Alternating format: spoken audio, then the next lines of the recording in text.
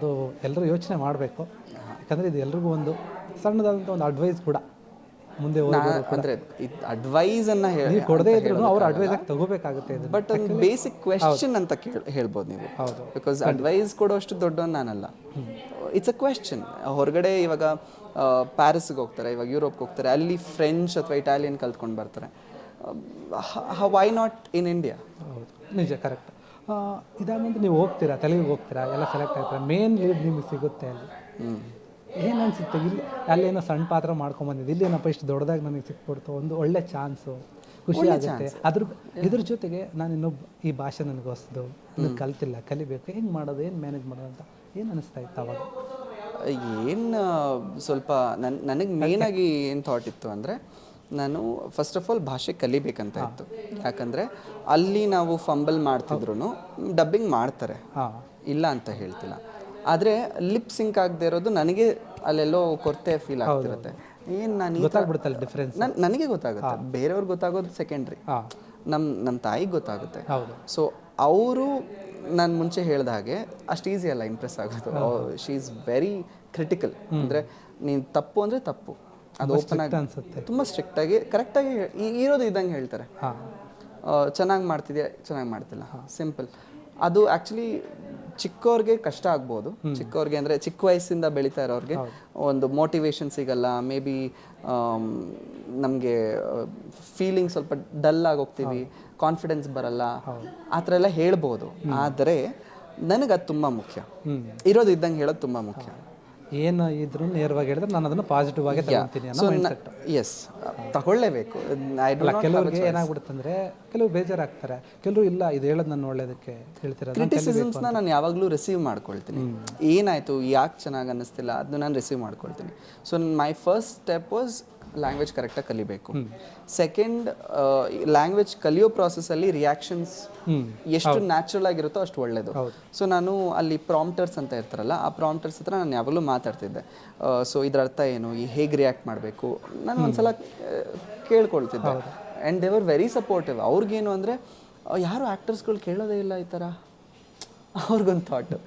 ಅಂದರೆ ನಾನು ಕುತ್ಕೊಂಡು ಪ್ರಾಂಪ್ಟರ್ ಅಂದರೆ ಅಲ್ಲಿ ಕ್ಯಾಮ್ರಾ ಮುಂದೆ ಹೋಗೋದಕ್ಕಿಂತ ಮುಂಚೆ ಕೂತ್ಕೊಂಡು ಇದೇನಿದು ಲೈನು, ಓಕೆ ಇದು ಯಾವ ಥರ ರಿಯಾಕ್ಟ್ ಮಾಡ್ಬೋದು ಅಂತ ನಾನು ಒಂದ್ಸಲ ಕೇಳ್ತಿದ್ದೆ. ಪ್ರಾಂಪ್ಟರ್ಗಳು ತುಂಬ ಜನ ಆ್ಯಕ್ಟರ್ಗಳಿಗೆ ಪ್ರಾಂಪ್ಟ್ ಕೊಡ್ತಿರ್ತಾರೆ. ಸೊ ಅವ್ರಿಗೊಂದು ಬೇಸಿಕ್ಕಾಗಿ ಒಂದು ಹೇಳ್ತಾರೆ. ನಾನು ಅದಕ್ಕೆ ನಾನೇನು ಆ್ಯಡ್ ಮಾಡ್ಬೋದು ಅಂತ ಯೋಚನೆ ಮಾಡ್ತೀನಿ. ಸೊ ಅವ್ರಿಗೂ ಕಂಫರ್ಟಬಲ್, ರೀಟೇಕ್ಸ್ ಆಗಲ್ಲ, ಬಿಕಾಸ್ ಟೈಮ್ ಕೂಡ ಸೇವ್ ಆಗುತ್ತೆ. ಅಲ್ಲಿ ಲೈಟಿಂಗ್ ಆಗೋಷ್ಟ್ರಲ್ಲಿ ನಮ್ದು ಮಾತುಕತೆ ಆಗಿರುತ್ತೆ, ನಾವು ಅಲ್ಲಿ ಹೋಗಿ ಒನ್ ಟೇಕಲ್ಲಿ ಮುಗಿಸ್ಕೊಂಡು ರೆಡಿ ಆಗಿಬಿಟ್ಟಿರ್ತಾರೆ, ಹೋಗ್ಬಿಡೋದು, ಮುಗಿಸ್ಕೊಂಡು ಬರ್ತಾ ಇರೋದು ಅಷ್ಟೇ. ನಮ್ಮ ಕೆಲಸ ಏನು ಅಲ್ಲಿ ನಾವು ಹೋಗೋದು ಯಾಕೆ, ಕೆಲಸ ಮಾಡೋಕ್ಕೆ, ಶೂಟಿಂಗ್ ಮಾಡೋದಕ್ಕೆ, ನಮ್ಮ ಡೈಲಾಗ್ಸ್ ಹೇಳೋದಕ್ಕೆ, ರಿಯಾಕ್ಷನ್ಸ್ ಕರೆಕ್ಟಾಗಿ ಕೊಡೋದಕ್ಕೆ, ನಮ್ಮ ಇಂಟರಾಕ್ಷನ್ ಎಲ್ಲ ಮುಗಿಸ್ಕೊಂಡು ಡೈರೆಕ್ಟರ್ ಏನು ಹೇಳ್ತಾರೋ ಅದನ್ನು ನಾವು ಮಾಡಿ ಎಕ್ಸಿಟ್ ಆಗೋದು. That is our work. 12 hours a day, 9 to 9 ಅಂತ ಹೇಳ್ತಾರಲ್ಲ, ಅದಕ್ಕಿಂತ 2 hour ಮುಂಚೆ, ಅದಕ್ಕಿಂತ 2 hour ಆದಮೇಲೆ that is buffer time. So 12 to 14 hours a day ನಾವು ಕೆಲಸ ಅಷ್ಟೇ ಮುಗಿಸ್ಕೊಂಡು ಬರಬೇಕು. ಸೊ ನನ್ನ ಥಾಟ್ ಇದ್ದಿದ್ದು ಅಷ್ಟೇ, ಕೆಲಸ ಮಾಡಬೇಕು, ಲ್ಯಾಂಗ್ವೇಜ್ ಕಲಿಬೇಕು, ಅದಕ್ಕೆ ಜಸ್ಟಿಫಿಕೇಷನ್ ಕೊಡಬೇಕು. ನನಗೊಂದು ಪಾತ್ರ ಕೊಟ್ಟಿದ್ದಾರೆ ಅಂದರೆ ಅದೊಂದು ರೆಸ್ಪಾನ್ಸಿಬಿಲಿಟಿ. ಆ ರೆಸ್ಪಾನ್ಸಿಬಿಲಿಟಿನ ನಾನು ಅಚ್ಚುಕಟ್ಟಾಗಿ ಮಾಡಬೇಕಷ್ಟೆ, ನಂಗೆ ಇನ್ನೇನಿರಲಿಲ್ಲ.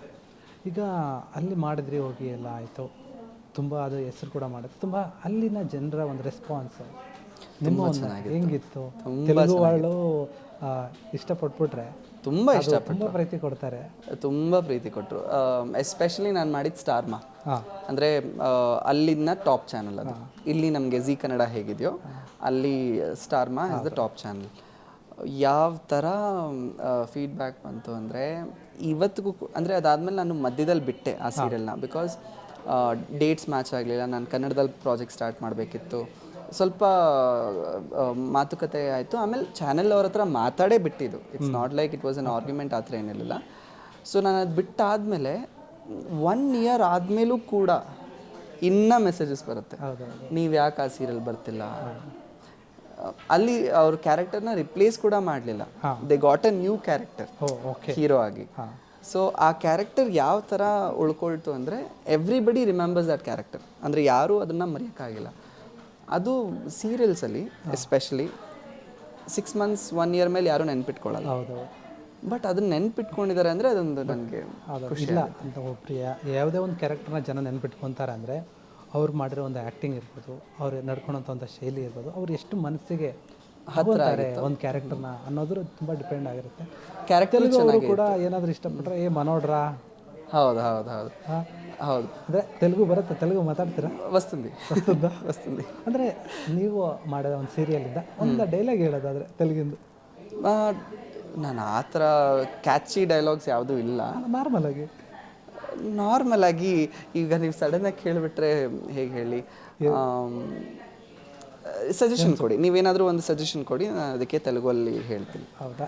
ಏನಿಲ್ಲ, ನೀವು ಒಂದೇನೋ ಒಂದು ಸಿಚುವೇಶನ್ ಕೊಟ್ಟಿರ್ತಾರೆ ನಿಮ್ಮ ಒಂದು ಸೀರಿಯಲ್ಗೆ ತಕ್ಕ ಹಾಗೆ. ಒಂದು ಸಿಚುವೇಶನ್ ಎಂಟ್ರಿ ಆಗಿ ಏನೋ ಒಂದು ಕ್ಲಾಶ್ ಆಗಿರುತ್ತೆ, ನೀವು ಬೈಬೇಕು, ಹೀರೋಯಿನ್ ಏನೋ ಬೈತೀರಾ ಅಂದ್ಕೊಳ್ಳಿ. ಹೀರೋಯಿನ್ ನಾನು ಯಾವುದು ಬೈದಿಲ್ಲ, ಅದಕ್ಕೆ ಬೈದ್ಬಿಡಿ. ಇಲ್ಲ, ಜನರು ಗಿವ್ ಮಿ ಅನ್ ಅದರ್ ಇನ್ಸ್ಟೆನ್ಸ್. ಕರೆಕ್ಟ್. ಓಕೆ, ಪ್ರೀತಿಯಿಂದ ಹೇಳೋದಾದರೆ? ಪ್ರೀತಿಯಿಂದ ಏನು ಹೇಳ್ತೀರಾ? ಸಿಟ್ಟು ಮಾಡ್ಕೊಂಡಿರ್ತಾರೆ, ಅವ್ರನ್ನ ಇದು ಮಾಡಬೇಕು, ಮನಸ್ಸನ್ನು ಖುಷಿ ಮಾಡಬೇಕು, ನಿಮ್ಮ ಕಡೆ ಹೊಲಿಸ್ಕೋಬೇಕು, ಏನು ಹೇಳ್ತೀರಾ? ಸೊ ಇವಾಗ ರೀಸೆಂಟಾಗಿ ಕನ್ವಿನ್ಸ್ ಮಾಡಬೇಕಷ್ಟೆ, ಸಿಟ್ಟಾಗಿದ್ದಾರೆ, ಊಟ ಮಾಡೋಂತ ಕನ್ವಿನ್ಸ್ ಮಾಡ್ಬೇಕು, ಹೆಂಗೆ ಮಾಡ್ತೀರಾ? ಸರಿ, ఎందుకు సిరి, ఎందుకు సిరి ఇలా అన్నా, కూర్చో సిరి, నా మాట విను. ఓకే సరే, నీకేంటి, నీకు కోపం ఉందా? నా మీద కోపం చూపించు సిరి. ಈ ಥರ ಇಷ್ಟೇ. ಅಂದರೆ ಏನು ನಿನ್ನ ಮೇಲೆ ನನ್ನ ಮೇಲೆ ಕೋಪ ಇದೆಯಾ చూపించు, ಇಲ್ಲ ಸೈಲೆಂಟ್గా ఉండకు ಪ್ಲೀಸ್. ಸಿರಿ ಸಿರಿ ಸಿರಿ ಅನ್ನೋದೊಂದು ನನ್ನ ಕ್ಯಾರೆಕ್ಟರ್ ಪೇರು. ಸೊ ಅದಕ್ಕೆ ಅಷ್ಟೇ ರಿಕ್ವೆಸ್ಟ್ ಮಾಡ್ಬೋದು, ಇನ್ನೇನು ಮಾಡೋಕ್ಕಾಗುತ್ತೆ ಹೇಳಿ ಹುಡುಗಿರಲ್ಲ. ತುಂಬ ಸೂಪರ್, ಯಾಕಂದರೆ ನೀವು ಇಷ್ಟು ಚೆನ್ನಾಗಿ ತೆಲುಗು ಕಲ್ತಿದ್ರೆ ಅನ್ನೋದು ಇದರಲ್ಲಿ ಅರ್ಥ ಆಗ್ಬಿಡುತ್ತೆ. ಅದರಲ್ಲಿ ಕೂಡ ಒಂದು ಮಾಡ್ಯುಲೇಷನ್ ಇರ್ಬೋದು, ಹೇಳೋವಂಥ ರೀತಿ ಇರ್ಬೋದು, ಅವ್ರಿಗೆ ಅಷ್ಟು ಚೆನ್ನಾಗಿ ಇಷ್ಟ ಆಗಿದೆ ಅಂದರೆ ಇದಕ್ಕೆ ಇದೇ ಕಾರಣ ಅಂತ ಇಲ್ಲಿ ನಮಗೆ ಕರೆಕ್ಟಾಗಿ ಗೊತ್ತಾಯಿತು. ಯಾಕೆಂದರೆ ನೀವು ಅಷ್ಟು ಎಫರ್ಟ್ ಹಾಕಿದ್ರೆ ಅಲ್ಲಿ ಅರ್ಥ ಆಗುತ್ತೆ. ಅದಾದಮೇಲೆ ಓಕೆ ಬರ್ತೀರಾ, ಮತ್ತು ಈಗ ಇಲ್ಲಿ ಕನ್ನಡದಲ್ಲಿ ಮತ್ತೆ ಚಾನ್ಸ್ ಸಿಕ್ಕಿದೆ, ಈಗ ಪ್ರೆಸೆಂಟಲ್ಲಿ ಮೈನಾ ಮಾಡ್ತಾ ಇದ್ದೀರಿ, ಅದ್ರ ಬಗ್ಗೆ ಏನು ಹೇಳ್ತೀರಾ?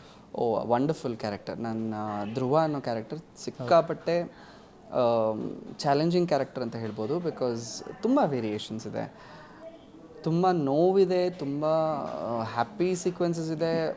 ಅಷ್ಟು ಏರಿಳಿತಗಳು ನಿಮಗೆ ಬಹುಶಃ ಅಷ್ಟು ಕ್ಯಾರೆಕ್ಟರ್ಸಲ್ಲಿ ಸಿಗದೆ ಹೋಗ್ಬೋದು ಆ್ಯಸ್ ಅನ್ ಆ್ಯಕ್ಟರ್. ನಾನು ಹೇಳ್ತಾ ಇರೋದು ಇವಾಗ ನಮ್ಮ ಸೀರಿಯಲಲ್ಲೇ ನೋಡಿ, ಇವಾಗ ಒಬ್ಬರು ಕ್ಯಾರೆಕ್ಟರ್ ಇದೆ, ಆ ಕ್ಯಾರೆಕ್ಟರ್ ಅಷ್ಟು ಏರಿಳಿತಗಳಿಲ್ಲ, ಒಂದು ರೀತಿ ಅದೇ ಥರ ಹೋಗುತ್ತೆ. ಬಟ್ ನನ್ನ ಕ್ಯಾರೆಕ್ಟರ್ ಮೊನ್ನೆ ಪೊಲೀಸ್ ಕೈಯಲ್ಲಿ ಒದೆ ತಿಂತೀನಿ. ಕ್ಷಣ ಕ್ಷಣದ ಸುದ್ದಿಗಳಿಗಾಗಿ ಫ್ರೀಡಮ್ ಟಿವಿ ಸಬ್ಸ್ಕ್ರೈಬ್ ಮಾಡಿ, ಲೈಕ್ ಮಾಡಿ ಹಾಗೂ ಫಾಲೋ ಮಾಡಿ. ಹೊಸ ಸುದ್ದಿಗಳ ನೋಟಿಫಿಕೇಶನ್ಗಾಗಿ ಬೆಲ್ ಐಕಾನ್ ಮೇಲೆ ಕ್ಲಿಕ್ ಮಾಡಿ.